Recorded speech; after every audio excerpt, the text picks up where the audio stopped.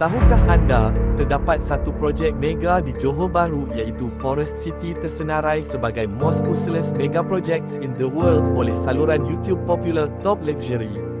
Namun selepas 17 tahun projek ini berjalan sejak diperkenalkan pada tahun 2006, projek ini telah mendapat jolokan sebagai bandar hantu kerana kurang dari 500 orang sahaja yang berpindah ke Forest City daripada 700,000 penduduk boleh dimuatkan di bandar ini. Apa punca projek ini dianggap gagal oleh orang ramai? Benarkah Forest City benar-benar menjadi ghost city? Ikuti kisah ini. Forest City projek untuk rakyat negara China.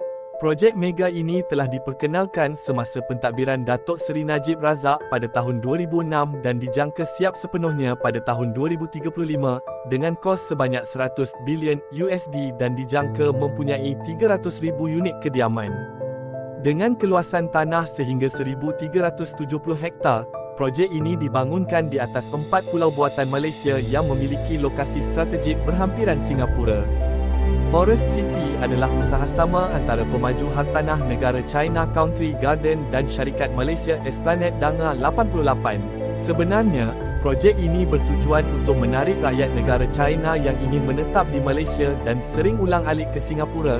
Lokasi Forest City yang terletak di Iskandar Puteri juga strategik dengan jarak perjalanan dari Malaysia ke Singapura hanya mengambil masa kurang dari 1 jam memandu. Suasana bandar Forest City ini juga berkonsepkan mesra rakyat negara China dengan papan tanda jalan dan kedai ditulis dalam bahasa Mandarin. Penduduk asing yang membeli hartanah di bandar ini boleh mendapat kebenaran untuk tinggal tetap di situ tanpa perlu mengubah kewarganegaraan. Harga pasaran hartanah di Forest City adalah mengikut kadar pasaran di negara China dan banyak inisiatif ditawarkan oleh pemaju kepada pembeli. Maka, tidak hairanlah jika hartanah di Forest City tidak dibeli oleh rakyat tempatan. Namun, terdapat banyak faktor yang menyebabkan bandar ini menjadi ghost city seperti yang didakwa oleh media dan rakyat. Benarkah Forest City bandar hantu tanpa penghuni? Selepas setahun projek Forest City dijual, 80% unit kediaman telah berjaya terjual kepada rakyat negara China. Walau bagaimanapun, 6 tahun selepas dijual, Forest City seolah menjadi bandar hantu apabila dikabarkan bandar ini lengang tanpa penghuni. Seorang wartawan dari Akhbar Insider telah menceritakan pengalaman melawat dan tinggal di bandar tersebut selama beberapa hari. Menurutnya, sebaik tiba di bandar tersebut dia terpegun melihat pemandangan dari luar yang diibaratkan seolah berada di sebuah bandar science fiction. Segalanya kelihatan sebuah bandar yang lengkap dengan pelbagai kemudahan, namun apa yang menyedihkan adalah tiada sebarang aktiviti di bandar tersebut. Di dalam bandar yang besar dan mewah, jarang sekali dia bertemu dengan masyarakat yang menetap di bandar itu. Tiada restoran yang dibuka, tapak parking kosong dengan kenderaan, tiada aktiviti manusia kelihatan dengan suasana yang lengang dan sunyi.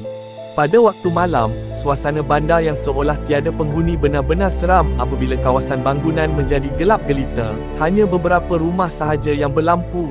Setelah melalui pengalaman tersebut, wartawan tersebut mengesahkan dia seolah berada di bandar hantu. Punca di sebalik kegagalan Forest City. Terdapat beberapa faktor yang menyumbang kepada kegagalan projek ini, antaranya adalah kawalan aliran modal China, wabak coronavirus dan ketidakstabilan politik Malaysia.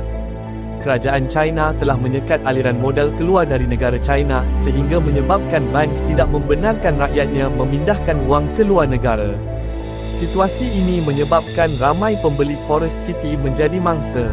Selain itu, kehadiran wabak coronavirus pada akhir tahun 2020 telah menyebabkan ramai penduduk pulang ke negara mereka. Pelabur mula menarik diri dan difahamkan bahawa kurang dari 500 orang yang berpindah masuk ke Forest City yang sepatutnya boleh memuatkan hampir 700,000 orang dalam satu masa. Pada tahun 2018, politik Malaysia telah berubah arah apabila Perdana Menteri ke-6 mengalami kekalahan besar-besaran dalam pilihan raya. Tun Dr. Mahathir Mohamad, Perdana Menteri baharu pada dasarnya tidak menyokong projek ini dan telah melarang warga asing untuk memiliki hartanah di Forest City. Perkara tersebut menyebabkan projek ini mula tidak mendapat sambutan daripada pelabur luar. Walaupun Forest City ini dianggap sebagai bandar hantu, namun pihak pemaju tetap optimis pada projek ini, memandangkan ia belum siap sepenuhnya. Menurut Tengku Mahkota Johor, masih terlalu awal untuk melabel Forest City sebagai gagal kerana projek ini memberi pulangan modal yang baik. Masihkah ada harapan dan impian untuk melihat projek ini berjalan dengan sempurna? Semoga Forest City berjaya berdiri megah di Johor dan menjadi kebanggaan Malaysia.